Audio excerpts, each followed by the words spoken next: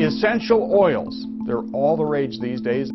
More and more people are bypassing the pharmacy in favor of something else, essential oils made from plants. Yeah, but many are now swearing by the therapeutic health benefits from these plant-based oils. After trying a natural home remedy, one, by the way, that is surging in popularity lately. The truth is that oil has hundreds of compounds in it. And so if somebody asks you, what will that oil do? You can give them a quantum physics answer and say, what do you want it to do? Because it's just a packet of possibilities.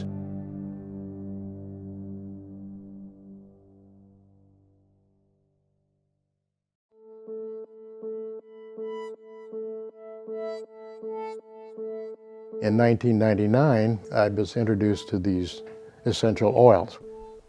Although I had been interested in theology and read the Bible all my life, I really just read right over the parts of the Bible on oils. I didn't even know that frankincense and myrrh were oils. When you get into quantum physics, you realize that our mind and our thoughts and our intentions are impugned upon physical matter. And we know that your thoughts and intentions influence the effects of oils. And so quantum physics becomes a fundamental science in understanding how the oils work. In quantum physics, light can be manifested as a continuous wave, or it can manifest as a stream of discrete particles called photons. Well, when we measure light as a series of particles, or we can measure it as a continuous wave, we know what it is at the time we measure it, but what was it on its way to where we picked it up? You know, like if a light starts over here and you pick it up over there, what is it in between? So they decided that light, when it's in flight and it's on its way to either your eye or some other measuring device, it's neither. It's not even light. It's just a packet of probabilities. We have to look upon oils in the same manner. If somebody asks you, what will an oil do? You can say, well, that's oregano, and it's got phenylpropanoids in it, and it does various things, and you can give them a chemical answer, and that would be a good answer. But the truth is that oil has hundreds of compounds in it. And so if somebody asks you, what will that oil do? You can give them a quantum physics answer and say, what do you want it to do? Because it's just a packet of possibilities. And it's going to manifest certain possibilities for you. It'll manifest different ones for me and different ones for somebody else. What decides what possibilities are manifest is your intention.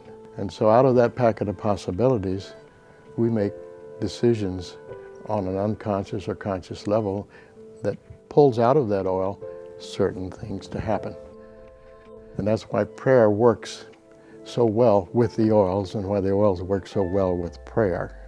What's absolutely fascinating is today you can understand how these oils do work on a molecular level. And that's really where my fascinations come in. And what I'm trying to do today when I travel the world and I teach about essential oils is really to take this information that is coming out by the day now. And because it's pretty complicated when you talk about epigenetics and transcription factors and how it changes the DNA and RNA and all that kind of stuff in your cells, to kind of take that and explain it in a language that everybody would understand. The essential oil, basically what we get is a mixture of components. It's not a single organic compound. It has a mixture of components that imparts, in most cases, a pleasant aroma.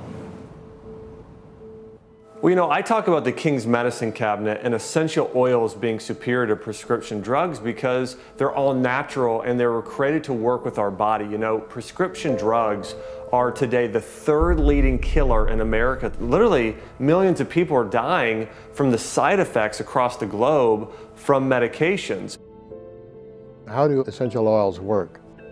Because the oils are composed of very tiny molecules, and because the membranes in our bodies are oily, and because even our skin has got oils on it, they can penetrate skin. And once they're inside the body, they can travel through the lymphatic system, through the circulatory system. They can follow nerve pathways. You can put essential oils on the soles of your feet, like peppermint, something you can taste. And just wait a few minutes, and pretty soon you'll taste that peppermint on your tongue. Those oil molecules will have worked all the way up through your body. There's two basic kinds of oils. There's the essential oils that are in a plant, and they circulate in a plant right through cell walls and back out again, and serve many life-preserving functions for the plants because of their mobility and ability to penetrate down to cellular levels and back again. So they bring nutrition and various kinds of information to the cells of the plant, carry waste products out. Plants also produce another kind of oil. It's found only in their seeds. They're bigger molecules and they don't move. They stay in the seed and they will stay there through the life of the plant and never used by the plant. What they're used for is in the next generation, when a plant seed begins to sprout, plants have to be able to make their own food, and they can't do that until they have a root system and a stem system, and through photosynthesis create sugars and starches and proteins that they need. And so there's a little gap in there when it first sprouts, when it doesn't have any of those things. So the plant lives off of the oil in that seed until it can make its own food. So plants produce the seed oil for the next generation, not for themselves. And we press those oils out of the seeds and we call them vegetable oils. But those aren't the healing oils because they do not have the capability of penetrating your skin or passing the blood-brain barrier or addressing issues at a cellular level. The essential oils can do that. They can work like hormones and regulate your endocrine system. They can support your digestive system. They can support your nervous system. They're also very effective against bacteria and viruses. And the fact that they work at a cellular level is wonderful because that's really where all disease begins and that's where it has to be resolved. Molecular shapes and sizes of the molecules of essential oils are so compatible with our human body and that they fit the receptor sites on the cells so perfectly. And knowing that humans were not the first ones being created on this planet, plants came first and the oils came first. So to me that means that these oils who fit us so well and were created before we were created, that God was thinking ahead and thinking of our well-being before He ever created us. So to me, that means God was already loving us before He made us. God never wastes an opportunity to use plants to promote the gospel. And so a place where that's really evident is in Genesis chapter 6, verse 4. And it says that, and this is God telling Noah to build an ark. And it says, "Make for yourself an ark of gopher wood or cypress wood, and you shall make the ark with rooms, and shall cover it inside and out with pitch." So God didn't even waste an opportunity here to present the gospel just by using the plants that He gave us in the garden.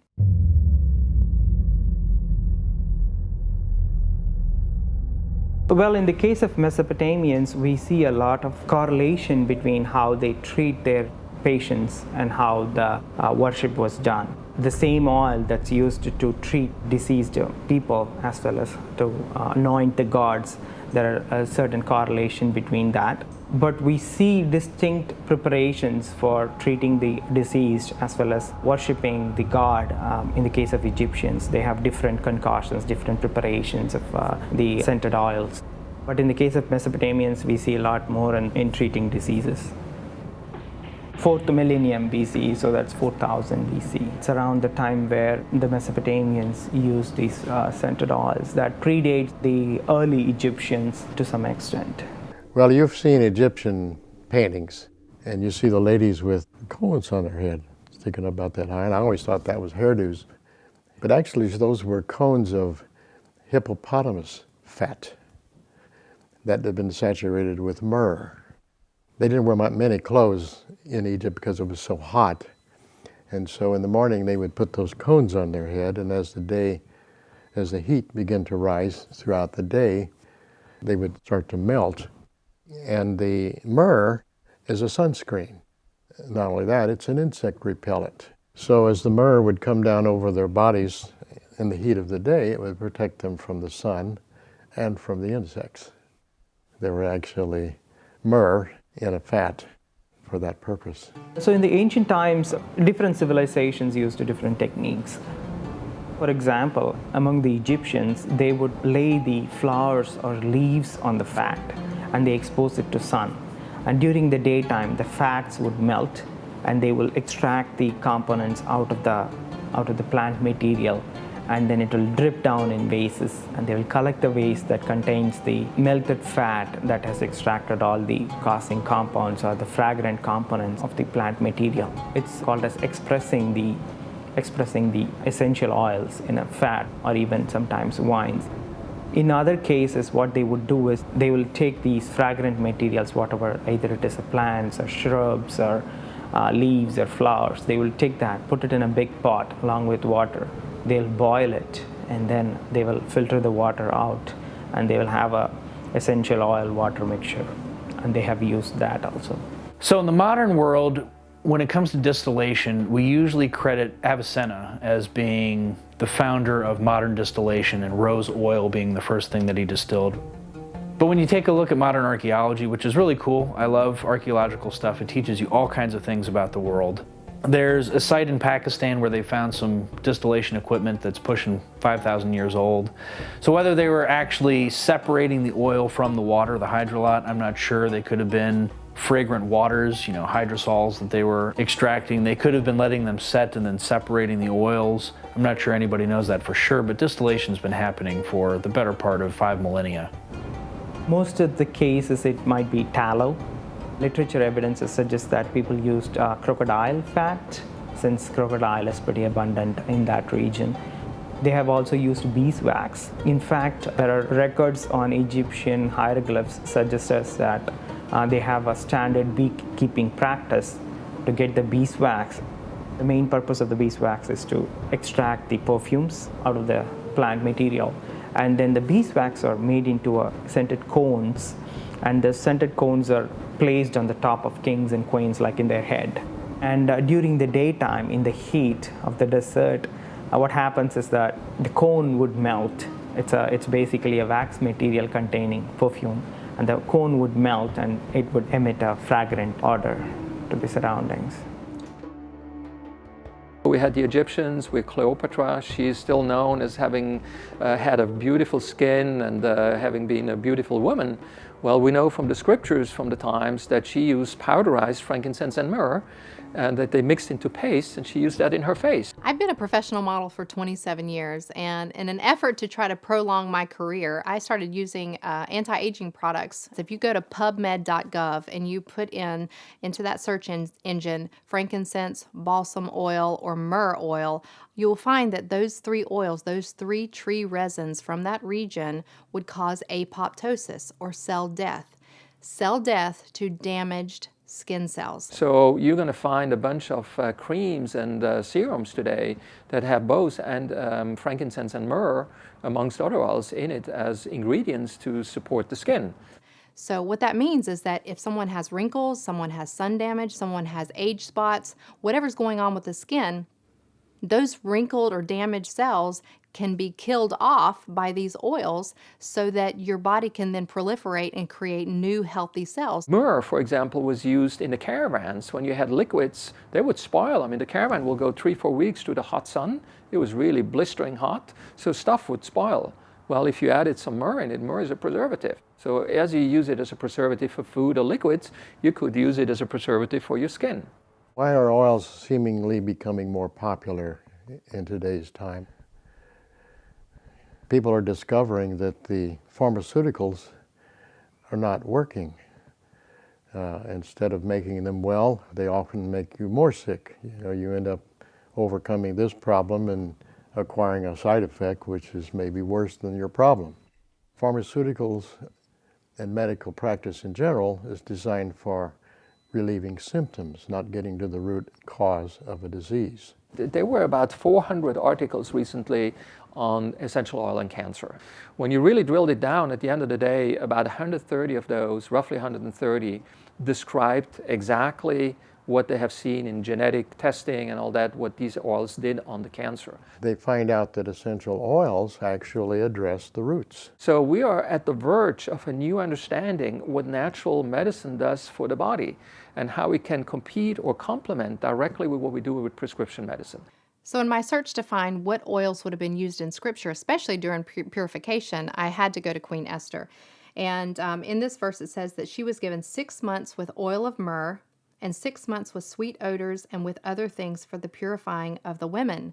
And so when I had to look into what were those other things, because we know oil of myrrh and we know how that would have been used for beautification and the purification of our skin. It's also very soothing for the skin. It's great for all types of skin issues. And so when you go to the Hebrew text in that, sweet odors and other things, one word that keeps coming up is balsam oil. Now, balsam oil is a tree resin, and it's from that region, but it was also from the same climate and region as frankincense. So frankincense was also most likely used in those beauty regimens. Frankincense, myrrh, and then particularly balsam. So that's why these oils would have been used during this time period, and of course, that's exactly why I'm going to be using those oils today.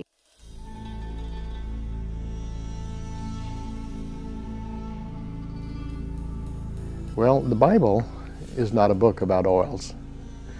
It's a book about God's relationship to the Israelites and the Hebrews and the early Christians. And the only reason oils are mentioned in there is because in that part of the world, in the Middle East, they're what we call the Holy Land. For thousands of years, oils was an integral part of their life. They used them on a daily basis. They used them in their food. They even baked bread with frankincense. They were used in their rituals, in the synagogue and in the temple. It was just an everyday thing. Two of the best known essential oils are frankincense and myrrh. And the reason for that is because we read about them in the Bible. And so the old story goes that the three wise men brought baby Jesus precious metals and some essential oils. So the question is, why would someone bring not more gold or diamonds or precious stones that they had at the time? Why did they think that frankincense and myrrh was so precious that the most important baby ever born should get frankincense and myrrh? All of the gifts they brought Jesus, the frankincense, gold, and myrrh, were all very valuable. And in fact, the most valuable of those three was the frankincense, more valuable pound for pound than gold. When you really think about it, at the time, 2,000–3,000 years ago, probably 30, 40, if not 50% of babies would die on childhood infections, early childhood infections. A lot of mothers would die after childbirth because they didn't have antibiotics. But the antibiotics of the time were frankincense and myrrh. We know today that both frankincense and myrrh have excellent antifungal, antiviral, antibacterial properties. So one of the main reasons why you would give such a gift to a newborn baby was maybe to preserve the life of that baby. The three gifts looked after Jesus' physical well-being, his spiritual well-being, and even his financial well-being with the gold. So it was a complete gift for his whole life and for his family. Babies, newborn babies of kings and priests, would be anointed with frankincense. And so naturally, with the wise men coming from the east, and then they knew who Jesus was and who this child was, and that he was to be a king of sorts. Naturally, he would need some frankincense to be anointed as a child. And the myrrh came because myrrh is a companion to frankincense. But myrrh is more than that. Oils were used for healing purposes. If you mixed myrrh with the frankincense, it would go a lot further. And so they could get 4 times as much healing out of frankincense if they mixed it with myrrh. So that's why the three wise men brought both of those oils together, because they were really meant to be used together. Myrrh has been a companion to many oils because of the property of supporting whatever they do and making it last longer and more effectively. Perfumers knew that if you put myrrh with your perfume, the scent would last a lot longer. Women of those days, and Mary knew this, anybody in her culture would know this, that if you would take myrrh and put it on your abdomen after a birth for 6 months to a year, they believed it would take stretch marks away. So when the wise men brought the frankincense to myrrh to Jesus and his family, they didn't explain what it was for because they didn't need to. Well, myrrh is the most mentioned oil of the Bible. It was given at his birth, but also it was given at the cross before he was crucified. They offered him myrrh in the wine that they offered him. And that was done because the Romans, they carried wine everywhere they went because there wasn't any safe drinking water. That was their drink. And so at the cross, it was customary for them to offer the victim a drink of wine which contained myrrh, because they believed that if you put a little myrrh in the wine, you could drink more of it before you became drunk. And then in his burial, Joseph of Arimathea and Nicodemus came to bury him, and they brought a supply of myrrh to prepare his body for burial. In his life, there was a couple of times, 3 times actually, that he was anointed by a woman. The first time was early in his ministry, and it's in the book of Luke, where a sinful woman from the city, it says, and he was at a Pharisee's house at the time, came with a bottle of spikenard and anointed his feet and washed his feet with her tears and dried them with her hair. But the ointment contained myrrh, because myrrh was found in all of the ointments of the time. And in fact, the Greek word for ointment is myrrha, which is the Greek word also for myrrh. And the ointments of that day had that name of myrrh because myrrh was automatically added to all the ointments to extend the action of the other oils that were in there. So anytime you mix myrrh with another oil, it would make that oil's fragrance and therapeutic action last longer. Later on, in the house of Lazarus, and Mary, who was one of his disciples, 6 days before his crucifixion, she anointed his feet with myrrh, or rather with spikenard, which was myrrha, which was myrrh in the ointment. Now, this is up for debate by some researchers, but many researchers believe when you read spikenard in the Bible, they're referencing lavender or a very close cousin of lavender. And there's a scripture in the Bible that I love, and it just really shows the amazing capacity of love. And it's where Mary breaks a bottle of what they call a spikenard, and she washes Jesus' feet with her hair. And here's the incredible thing. They said that bottle of lavender, that bottle of that nard was worth a year's wages. That's how valuable essential oils were in the Bible. I mean, they were worth as much as a year's income. We're talking about, I mean, today, you know, $10,000 for a bottle. That's how valuable these were. And then 2 days before he was crucified, he was in the house of Simon the leper. That's told in the book of Mark and the book of Matthew. And an unknown lady, they didn't name her, she came and anointed him on his head with the ointment, precious ointment of spikenard, which contained myrrh as well. So Jesus received myrrh several times in his life, from birth and even after his death and even at the cross, for many reasons. It was also one of the oils that you find in the holy anointing oil in the book of Exodus. It's also found in the holy incense described in the 30th chapter of the book of Exodus. Myrrh was a really fundamental oil of the Bible, the number one. There's an incident in the Old Testament, it's in the book of Numbers. A plague was sweeping through the Hebrews. Already 140,000 Hebrews had died. So Moses told Aaron, he said, go up to the tabernacle and bring a censer. Now a censer is either clay, ceramic, or metal container that's fireproof. He said, go up there to the altar of the tabernacle and get some fire, get some coals, and take incense. Now this was the holy incense, which was galbanum, onycha, myrrh, and get that incense and put it in the censer. And that heat source, the censer was a high fireproof bottom part, and then a shelf in there where they would put the oils and resins, and then that heat source would vaporize them. And you've probably seen this when Catholic ceremonies, that's a censer. So Moses told him, go out among the people because a plague has begun. They referred to it as the wrath of God.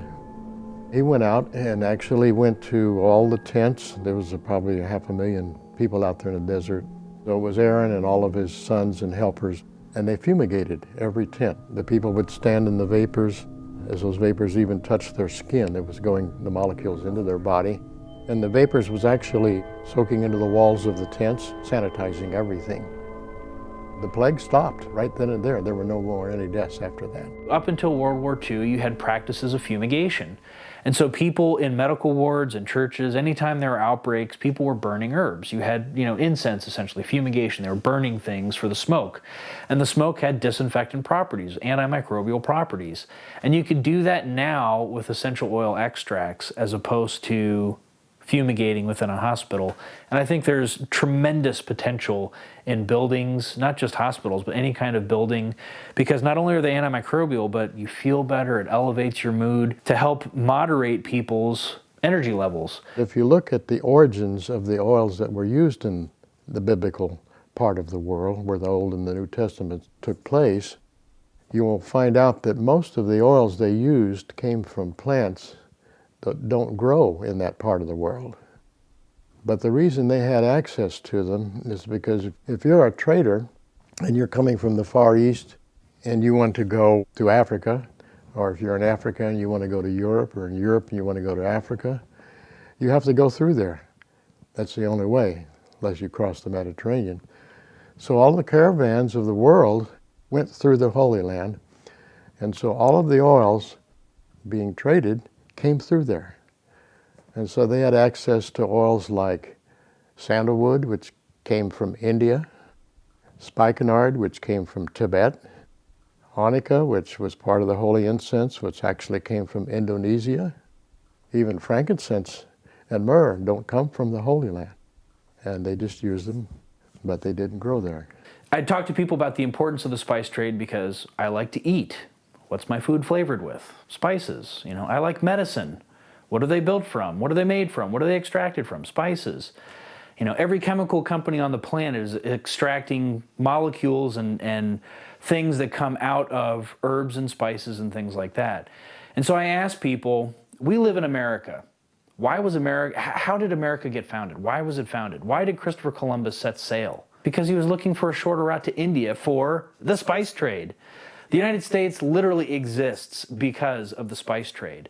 And things, they may not have been using and extracting essential oils like we know them today, but they would have been used in incense. They were compounding things. There were ways of extracting the materials. And the spice trade was vibrant back then, and it is today. And everyone in the Western Hemisphere, you know, in the New World exists because of the spice trade.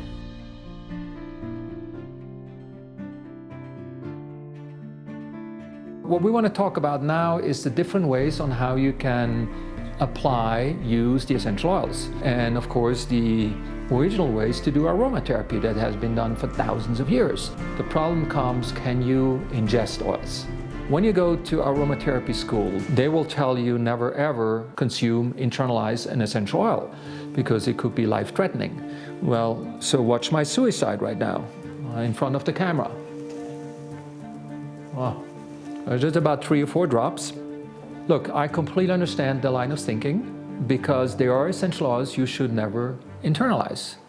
However, what that line of thinking should also understand is when you just stay with aromatherapy alone, you're missing out on so much of the world that the essential oils can give us. I hear people that are really very, very aggressively defending the statement you should never eat or consume an essential oil because it's dangerous to your life. Guess what? Those people go the same day, they go to the grocery store, they buy food, they buy beverages, they eat it, they drink it, and they're still alive. Why? Because all these foods, all these beverages, all the flavors are essential oils. So the FDA has an entire article that talks about the oils that they have approved, essential oils, for flavoring of food and beverages. Unfortunately, these are typically not natural, pure essential oils. They're synthetics because the food and beverage companies are trying to save money. But if you think that you never ever consume an essential oil, you need to rethink your life because you're eating and drinking them every single day. And you can go, let's say in France, and you go to the pharmacy and say, I will kind of cold, I have a little cough, I need something. And they will ask you and say, do you want a pill, a medicine, or you want something natural? So I'll say, I want something natural. They say, do you want an essential oil?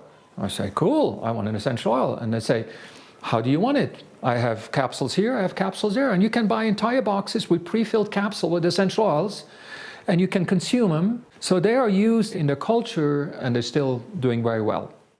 So now from the FDA point of view, there is a different kind of topic that you need to look at. It's called labeling. So if you label something as a cosmetic act oil, meaning an aromatic, you're not allowed to ingest it. If it's part of a supplement, then you can ingest it.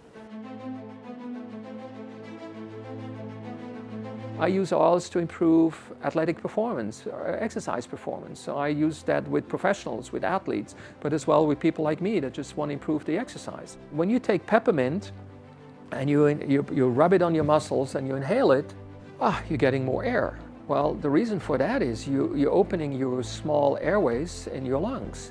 So therefore you're getting more oxygen, and the oxygen will go into your blood, and now you have more oxygen delivery to your muscles. So that will lead to a longer muscle contraction before you reach what we call a lactic threshold. The lactic threshold is when you don't have enough oxygen and you can produce energy with your muscles, the muscle will start using a pathway that does not use oxygen. We call this anaerobic pathway, and it will create lactic acid. So when you build up a lot of lactic acid in your muscle, then the muscle will quit working. So how easy it is just to use a little bit peppermint and the lactic threshold goes up. And so I use this for my workout. I use this with athletes. I use peppermint. I use other oils. I use oils that already prevent the soreness of the muscle when I'm done with the workout. I can work out better. I can work out longer. You take 1 drop of peppermint in a glass of water just before you work out. Your grip strength will increase by 34%. Your vertical jumping will increase 7%, and your long jumping, just out of your standing, will increase 6%. Why is that? Because you just got more oxygen in your muscle. So I use peppermint, not just rub it on my muscle and inhale it, I also put 1 or 2 drops in my drink. And so I increase my workout performance. Once you have a safe oil to ingest in your hand, how would you ingest it? Well, I demonstrated you one way to do that. It's just kind of drop it in under your tongue or on your tongue. Another way to do that is to take a glass of water, and then you drop a few drops here, and then you just start drinking. Now, another way to do that is to take little capsules. This is a little capsule maker, just to put the capsule in there. And just to show you how that works, these are vegetable capsules, they empty. Now, don't try with water because water will dissolve it. So, but you can use any kind of oil, coconut oil, whatever, or an essential oil. And the way you would do that, you would open that capsule, and you would take your oil, and then you just kind of fill it up. And now you see, hopefully. So here I just filled the whole capsule. So I'm gonna cap that back together. Dunk. Voila, I have my essential oil capsule. What do I do with this? I take my essential oil infused water, and I'm healthy. There is a whole list in the FDA which one are approved, one not. And if your company that sells you your essential oil is very smart, they will go through the energy and to the costs and the lawyers and the collaboration with the FDA to label them so that you as a consumer, you know which one you can consume internally and which one not. And again, I absolutely agree with the aromatherapy school, with that line of thinking. They are very on the careful side. That's always good to be. There are some essential oil you should never ingest. They have certain things in it that your body will not tolerate very well. And then the last question is, what dose can you ingest? If you do a few drops of each oil, that will be fine. Have you watched a movie commercial on a drug? So you're sitting there and you're seeing a grandma playing with the children, somebody helping building a house for someone who lost a house. There's a voice in the back that will tell you, oh, you will die because your liver will fail, and you will die the most terrible death you ever seen. But all you'll see is the wonderful mother with the children and the flowers, and you don't listen to that voice anymore. So when you take the essential oil in comparison to that one drug, because now you're giving this mega dose of this drug, of course you have all these side effects. But when you take the oil, you have all this balance, and so your safety margin is just absolutely amazing. It's just humongous. If it's done in a reasonable amount, it's very, very safe. You can read a lot of books out there that forbid any internal use of oils. They say it's dangerous, you should never take them internally. And then you read another book that says it's okay. Well, here's the source of that contradiction. There are several schools of thought and schools of practice with use of oils. The German school of thinking is that the best way to take the oils is to inhale them. And that's a good idea because when you inhale them, not only do they go to the limbic brain where you can deal with emotional issues, but they go into your lungs and into your bloodstream and they reach every organ and cell in your body that way. But then you have the British school, which thinks that oils are intrinsically dangerous. They don't recognize any healing properties of the oils, and they basically recommend diluting essential oils down to no more than 2 to 5%, and then use it for massage. And they also believe that it's dangerous to take oils internally, and they don't even think an undiluted oil should be put on your skin.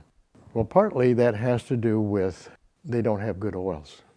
Most oils out there that you will buy that have a label on them that says an essential oil are maybe only partly essential oil. They have other things in them that would be toxic and would be dangerous and should not be taken internally. The British are not careful about what kind of oil they use, so they're using inferior grade oils, and for that reason they have to be careful. And that's where all of those fears and cautions come from. So when you see these contradictions, just realize they're in a different world. And all the dangers they talk about, they're not there for what we use. But then there's another school of thought, and that's the French school, is that oils are pretty safe to use any way you want to use them, provided they are pure, organic, properly distilled oils. So in the French school, they take them orally, they take them directly on the skin, they take them by holding them in the mouth. They will soak right through the lining of your mouth and go straight to the bloodstream that way. But you have to use common sense. You don't want to drink a whole bottle of any oil. Too much of anything, even a good thing, can be deadly. So as long as you don't overdo it, it's safe to take a pure therapeutic grade oil.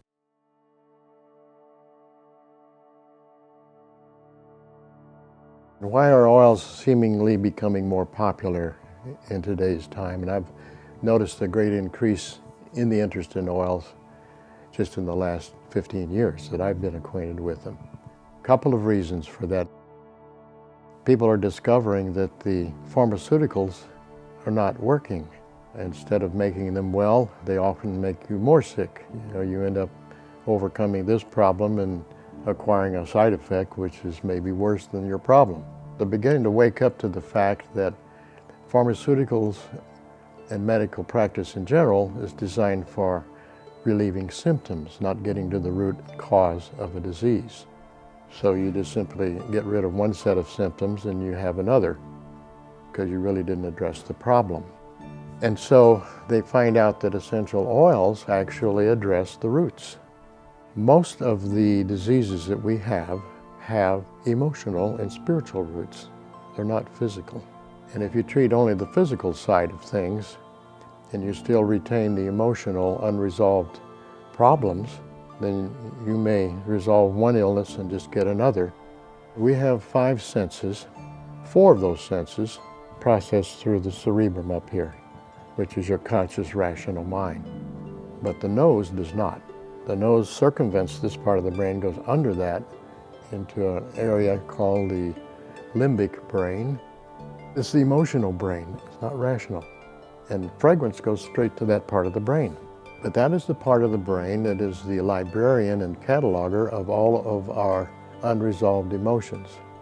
So if you have a traumatic experience as a child or any time in your life that you don't have the maturity and understanding to process, then that emotion is stored in your body. Those experiences have to be resolved. If we can't resolve them at the time, then the limbic brain says, okay, we're going to save that for later, and it'll put it somewhere in your body. Let's say that puts it in your pancreas. Let's say that's a good place. We can put that particular experience there. 10 years later, you don't even remember it. It'll start malfunctioning as a pancreatic malfunction.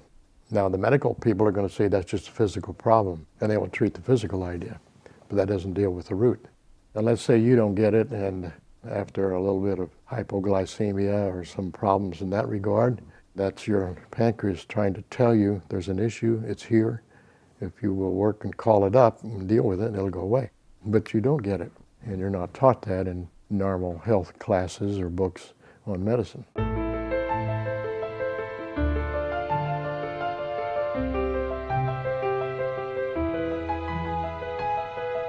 So when you use the word allergy, it's really funny. And the reason is that when you use the word allergy, it's to a protein. There aren't any proteins in an essential oil. It's a volatile compound extract. And so there are no true allergies to essential oils. What you can have is a chemical sensitivity. And there are a few things to think about here. The first off is that when somebody has a chemical sensitivity, it can be a genuine sensitivity, some kind of molecule that they might be highly sensitive to. The other thing to think about is that no one really goes from 0 to 60. People are usually driving at 59. The needle doesn't break the camel's back. It's every preceding needle that leads up to that one needle being too much. So the thing to keep in mind here is that there aren't allergies to essential oils. There are no proteins in the compounds that are being extracted from the plants. So when I have patients come in and they talk about allergies that they might have to fragrance, I also have a perfume company, and so I hear this commonly as well. People have allergies to fragrance. And so when I treat patients, what they're usually getting is some kind of heat or skin rash. Again, it's a chemical sensitivity that they're getting.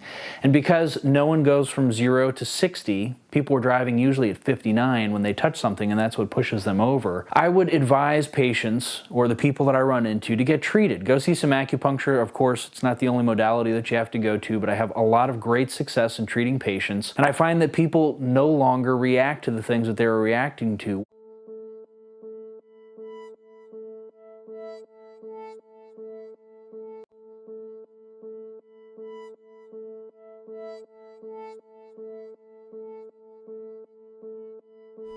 Well, the oils go straight to the limbic brain.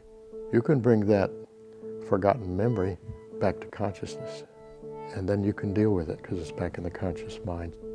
That's one of the wonderful and unique ways that oils can bring about healing that pharmaceuticals can't do, because they're designed to mask up symptoms so that you think you're well when you're really not. I went back to the research and the science and said, so what else do these oils do on my brain?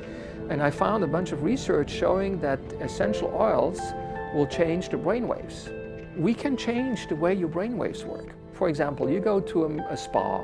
What kind of scent are you likely to smell when you go to a spa for a massage? It's typically lavender. So why would a spa put up lavender in the air?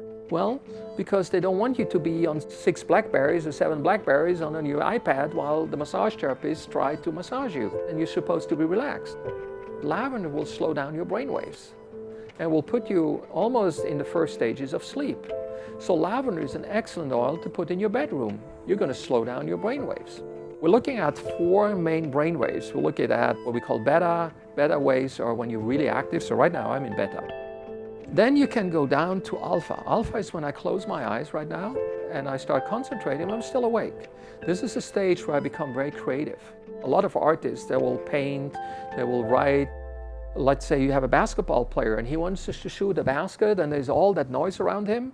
Something that distinguishes a very good basketball player is that you can measure that he can have a burst of alpha waves. That means he can completely concentrate on the basket and zoom out all that noise. And that will distinguish a very good basketball player from maybe not as good a basketball player. So we can do this with oils. We know, for example, that sandalwood, the frankincense, the peppermints, there will be more the alpha and the beta. However, when you go into the lavender, the bergamot, the cedar woods, they will slow you down. You go to beta, for alpha, and then you go to theta and delta. These are other waves that we have in the brain. These are the waves that you use while you sleep.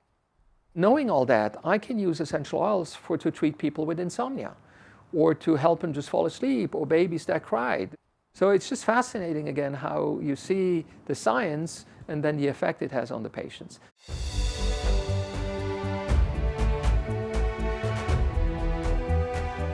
Yes, hello everybody. This is Doc Ali, and here is Becky. Becky, do you want to introduce yourself real quick? I am Becky Basham, neurofeedback practitioner and a brain fitness coach. Okay, so what Becky does is basically in brain mapping, real-time brain mapping. We're going to provide you with live images on that screen that you see. You're going to see exactly what happens with my brain. I have a brain cap on. We're going to measure all my brain waves, and we're going to see into the brain, and we're going to smell some essential oils. Each one of those squares on the picture represents a 5 millimeter voxel of electrical information. Those are your brain waves. Yeah. They're measured in cycles per second, or how many times they go up and down in a second. And the computer takes all this information, breaks it down into component bands, different frequencies, and tells us how much of each different speed. We've got different speeds of brainwaves. Delta is slower. Theta is a little bit slow, as in 0 to 4 cycles per second, or hertz. And we've got theta, alpha, beta. And this is the front part of your brain here. This is the top of the head. And then if we turn here, this is the back. Each one of these green dots represents one of the electrodes on your head. Theta is often, that's the brainwave that's associated with meditation. That's right. Alpha is a nice idle frequency, and once you, like you said, with athletes.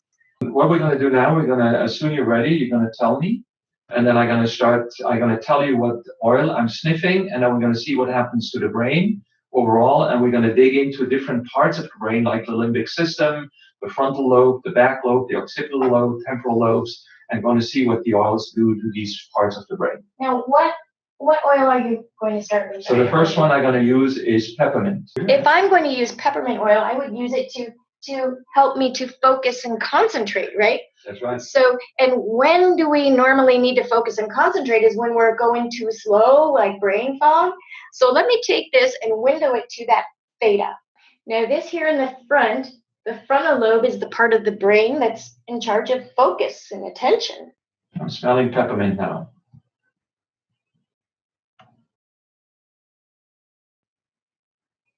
So you've got, oh, now this is really interesting, Dr. Ollie.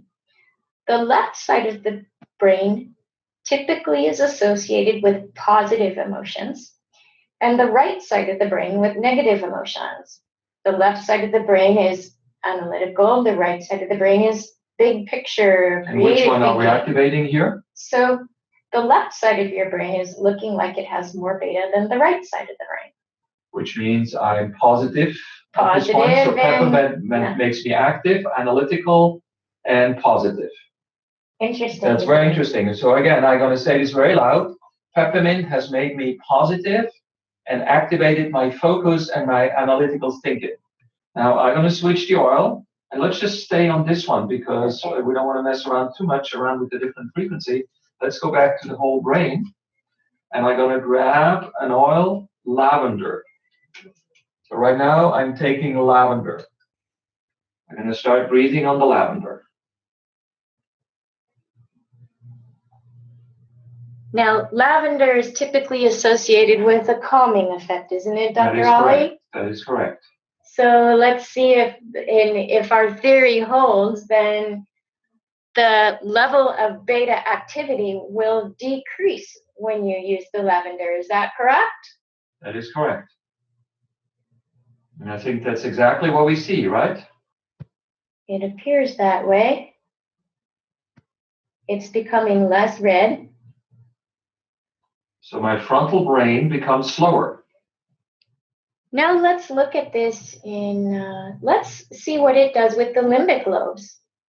Limbic lobes are usually associated with emotions, memories.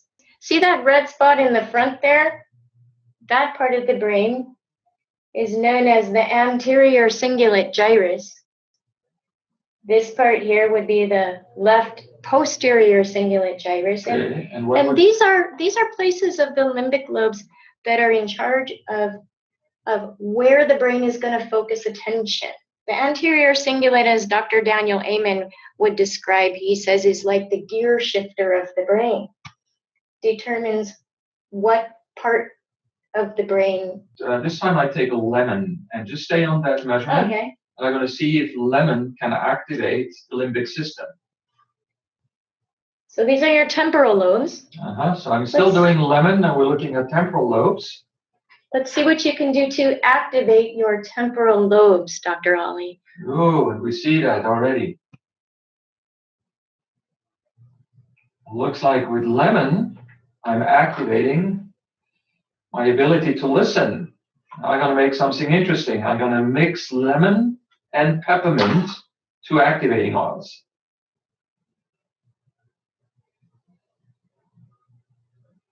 Look at that. It's mainly on the left side, too. Interesting, but we see clearly an increase in activity while I'm sniffing on lemon and peppermint. So let's finish that up. I'm taking away the peppermint and the lemon right now, and we're going to go and do something else. I'm going to open frankincense. We're going to see what frankincense does to my brain. Now let's see what I would expect with frankincense. With frankincense, I would expect a relaxation of the brain, and I would expect possibly an activation on the limbic system. It will slow down my limbic system. So I'm starting sniffing frankincense right now. And typically this is a problem when people are maybe in the classroom or on the job, just paying attention to too many things and they're all over the place. So temple lobes. Look at that.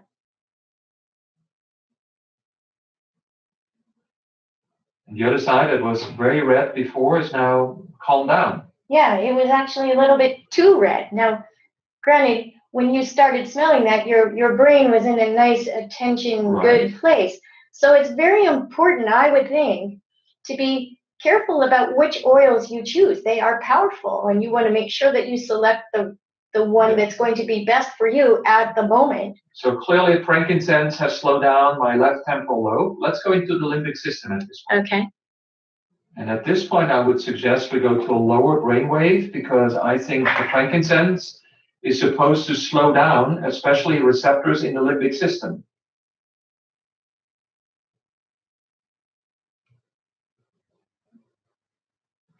Well, look at alpha.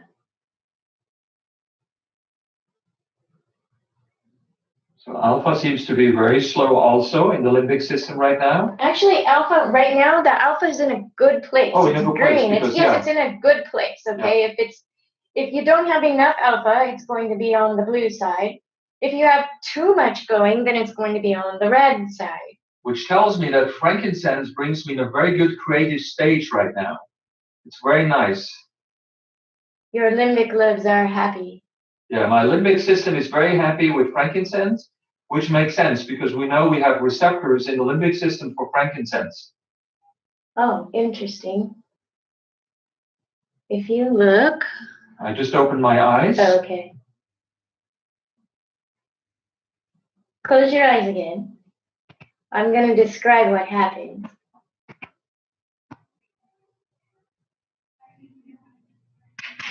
Turn this around. So your brain is making a normal range of theta activity for somebody your age and gender. We're in a normative reference database here.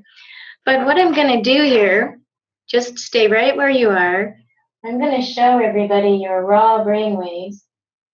And what this means here, see, his eyes are closed. See these brain waves here that are bigger and more sinusoidal? They're like bigger and wider. So those ones are slower. And they're located in the posterior part of it. There's one right there. Nice alpha burst in the posterior temporal lobes. This is what we want to see when people close their eyes and they're in a nice meditative state.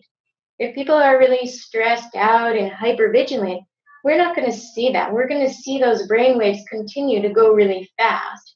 It's always nice to see that science works together with what you think the oil would do. And it's clear for me to say that the oils do really support healthy brain function.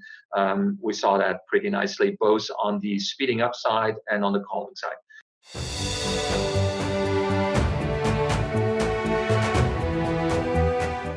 Cedarwood oil is one of the most interesting oils of the Bible.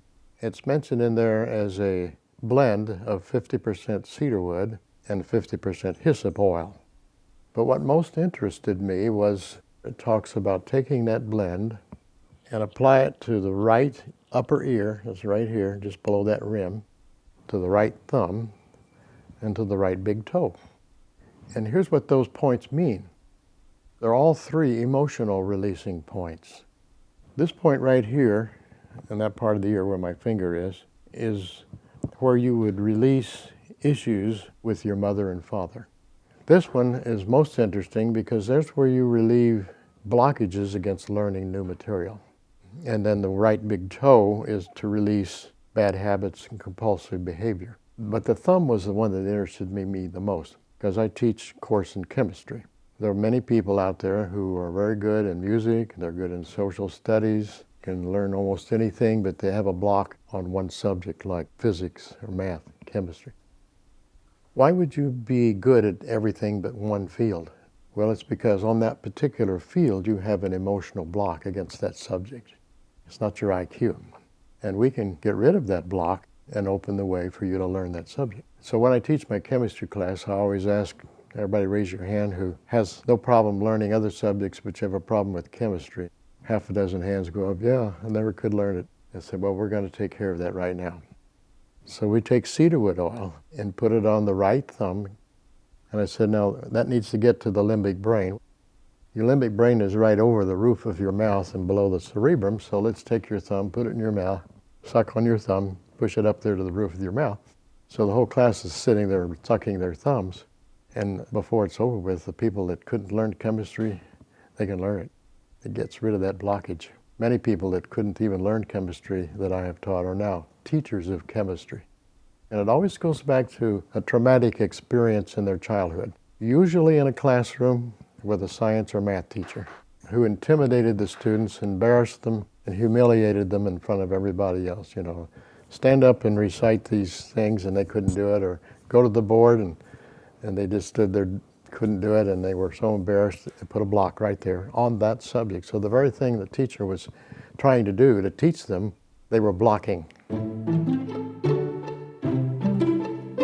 So organizations like the FDA came out of a large problem with non-trained people or professionals, however you want to call them, selling products and claiming that they had medical value, and they may or may not have had medical value or potency or the function that they were claiming to have. So when somebody uses the term snake oil today, what they're usually trying to say, a lot of times you hear the phrase quack medicine, and they're trying to say, oh, it's quack medicine. I hear this about Chinese medicine too.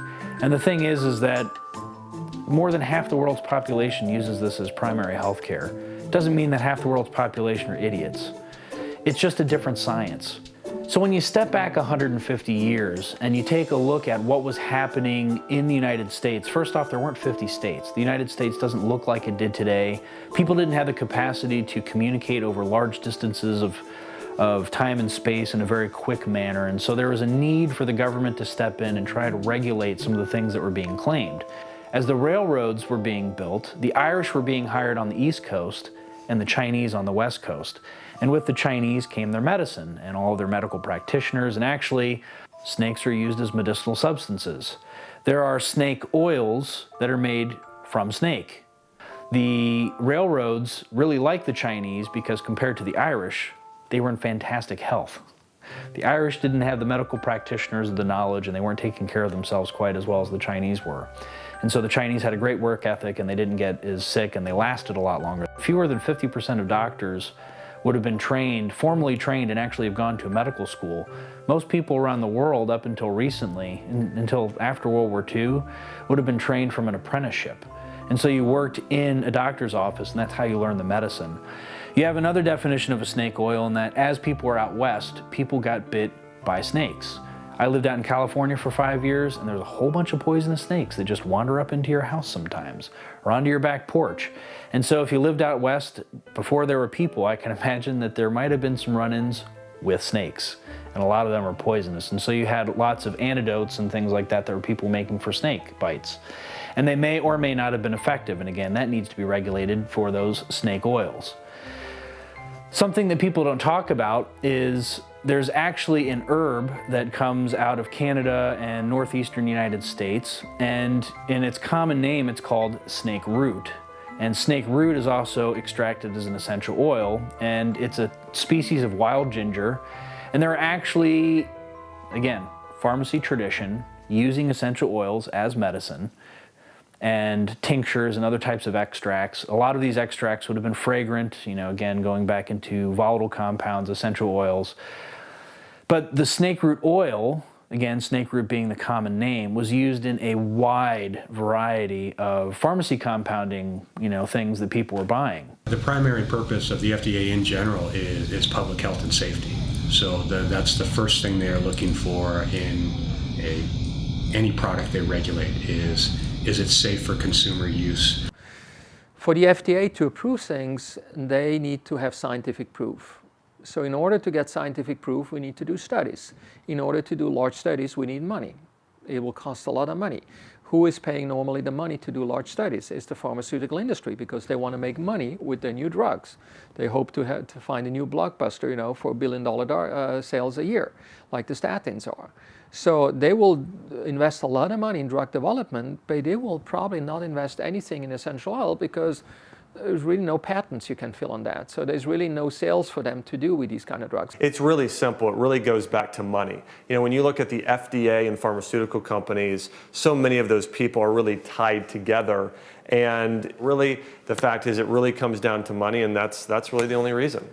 Although more and more pharmaceutical companies start going into the supplement market because it's an enormous market. I mean, when you look at about 60 to 80% of the population is taking one or more supplements, right? So it's a tricky question. The FDA is charged to keep the public safe.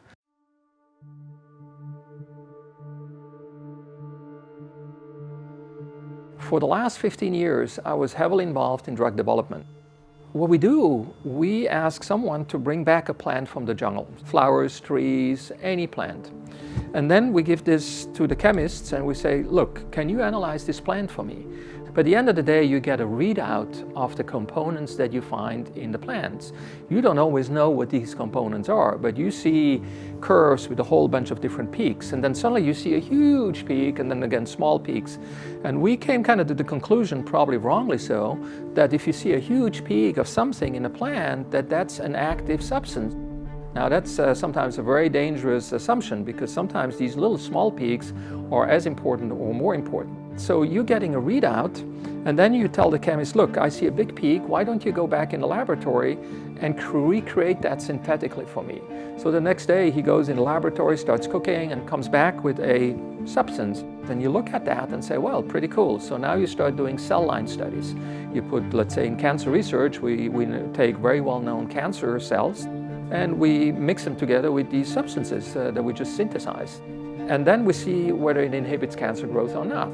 If it does, then we move on to what we call in vivo studies, where we take some animals with well-known cancer models, and then we look at, is it able to basically save that animal or not, or decrease the tumor growth? And then we can move into a human trial. So what we just created is a drug that is made out of a huge peak, only one substance, whereas in the plant that we gave in the first place to analyze, we had maybe up to 2,000. Maybe only 500, maybe 3,000 compounds. So we took one out of it, we now synthesize it so we can give an enormous dose of it, and it will just do one thing typically because it's one compound. They will have side effects. Why? Because you're giving an unnaturally high dose of a single thing to a patient that is not natural. Whereas if I could go back to the plant where we started in the first place, I would have something that is very well balanced, and I could give that to the patient. The same substance is in there, but it's natural. And because we have 2,000 compounds in it, or more, we're going to see multiple effects. We're going to not only treat symptoms, we may even treat the cause. And that's, the light I had to go on in my head is, oh my God, this is the same thing I was doing in drug development, but it's the pure form, it's the natural form, it's the complete form.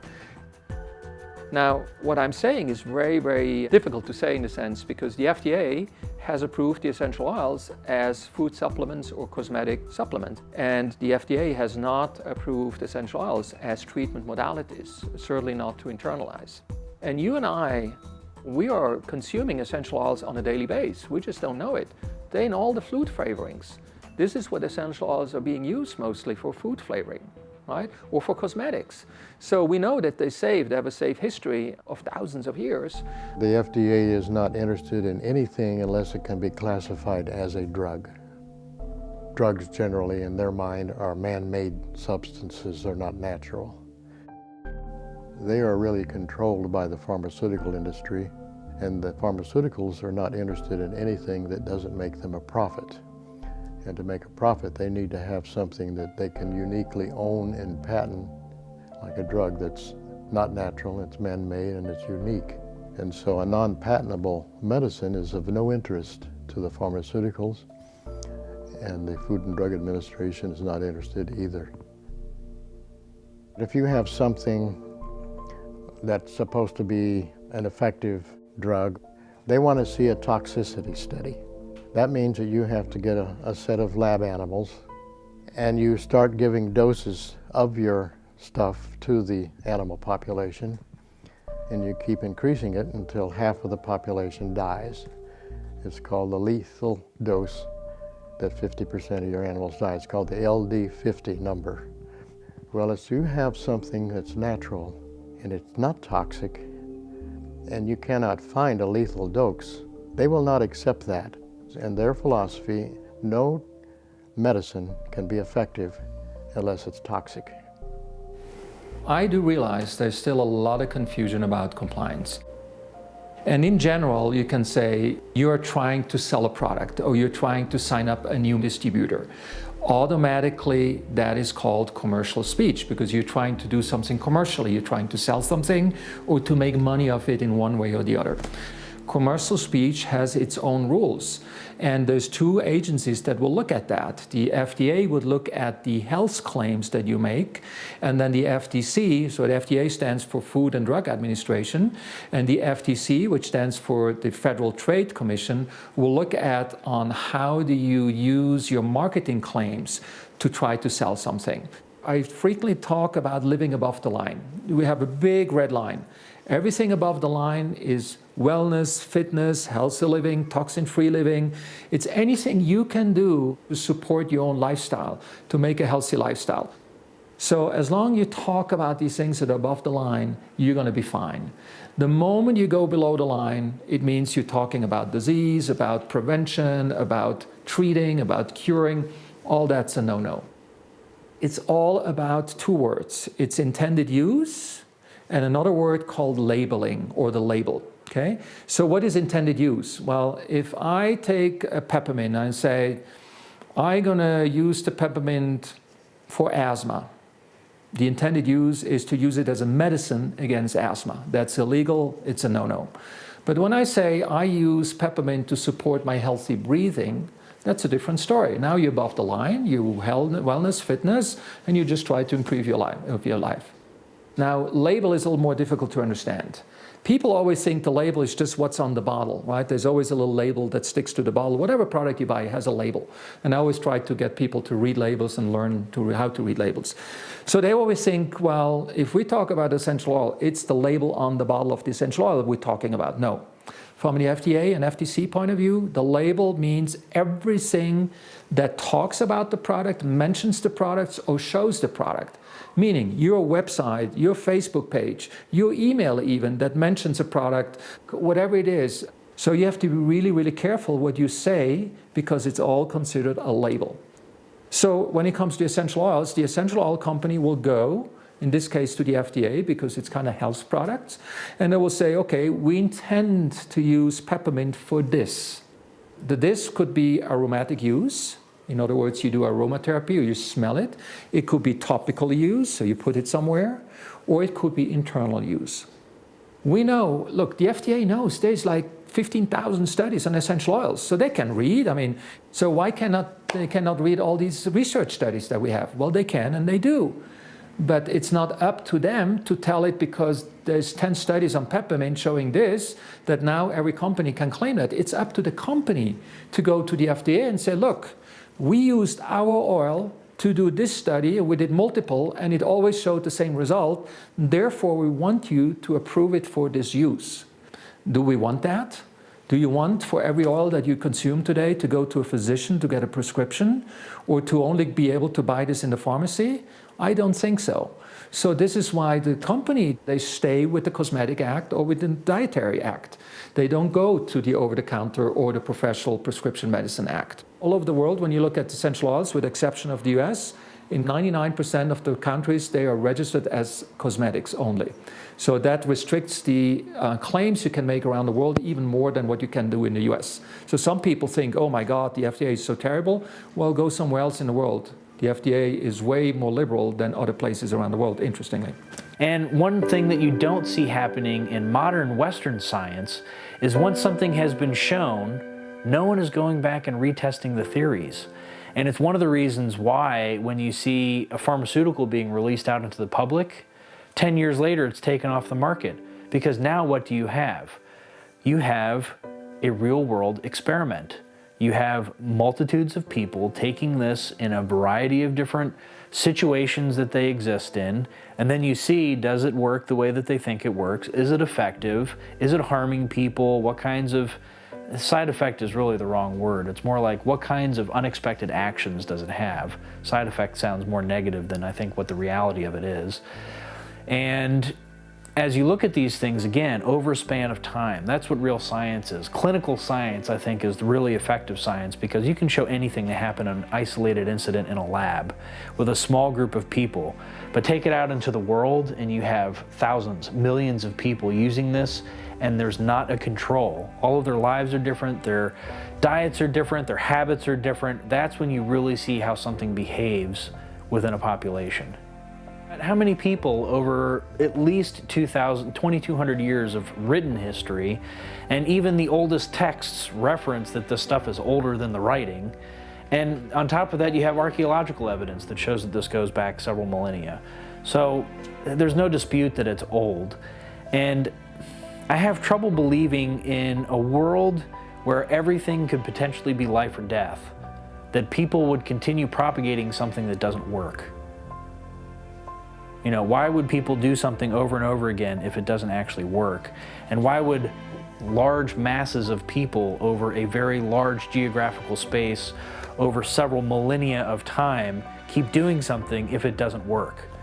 I mean, I don't know how more science that gets. Let me explain what a cell does during the day. How does the cell know what to do? We have a DNA, it's a spiral, we'll call it a helix.